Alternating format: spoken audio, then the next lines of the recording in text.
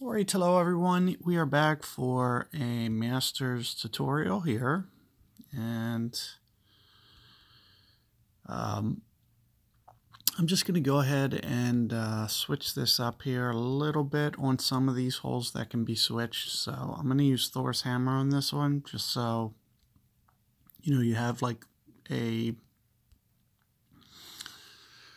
place to start for both the POC and the Thor's hammer clubs. And let's take a look here at this hole. I'm going to have to switch my bag up a little bit. I'm still going to use a POC on holes that I think you should be using a POC, regardless of what level your POC may be. So let's take a look here. I'm going to go 11.9. Of course, the wind's going to be very much in the face, especially as soon as I turn the dial. Additionally, if you want an idea of probably where it's going to land, you probably need a plus 5% here because we're using the overpower. So, you can kind of set your spot up. You can see here it's about 9 rings. I'll try to, for the most part, go relatively full. And I'm just going to extend up in the direction opposite the arrow. Use a decent amount of curl and aggressive on the line, and let's see if I can even roll it to that bunker.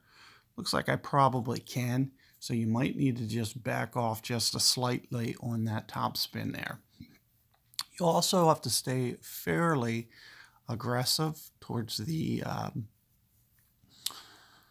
right-hand edge of the rough there with that drive. Your curl's a little bit more limited on Thor's hammer. So making sure that you can kind of keep it out of that rough will be key.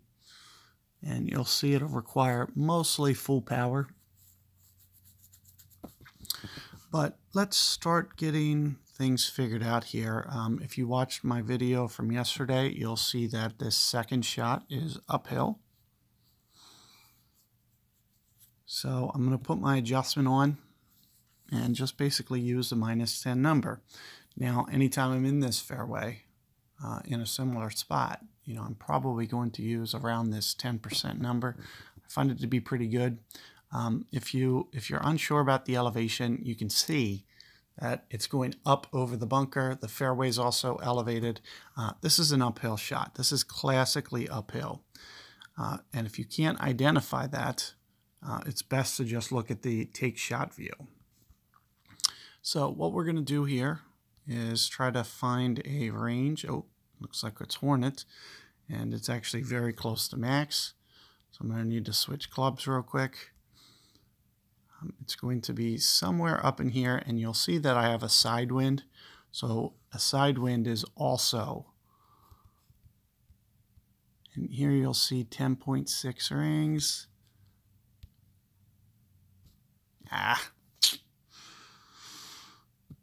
So let's see how that comes out. But you can see what I did with the top spin. Had I hit perfect ball, would have had a chance. I was getting a little tight on time because I'm trying to show you guys too much. You can see that I'm trying to show you and talk at the same time. So I'm trying to show you, not to mention I had to do that club change in there because I didn't realize that I wasn't playing with Thorn. But you can see you'll just need to, the only thing that you might be a little bit light on from my shot is you still need to consider wind effect. So you might still want to offset your guide a little bit to the right before you adjust your rings. But notice that I was doing a side wind here. So regardless if I start here or I pull the rings, it's essentially the same distance. So that's why, I just kind of went with this 84-90% number. You can see I don't think I was like right into the plus yardage yet.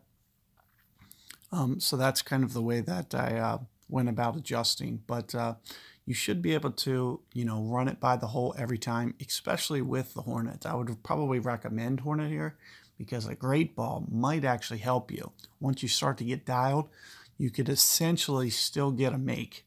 I wouldn't expect to see that with a thorn, the likelihood that you'd be off by the amount that a thorn great balls is a lot lower. So that's one of the reasons that you'll see me use the Hornet there.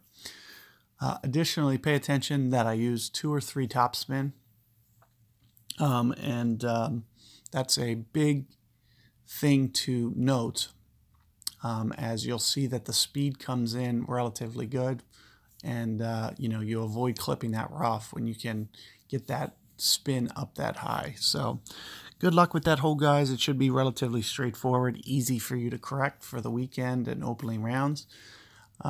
Just be very methodical with the way that you do it, and all should be good there. So good luck, and I'll catch you guys on hole 2.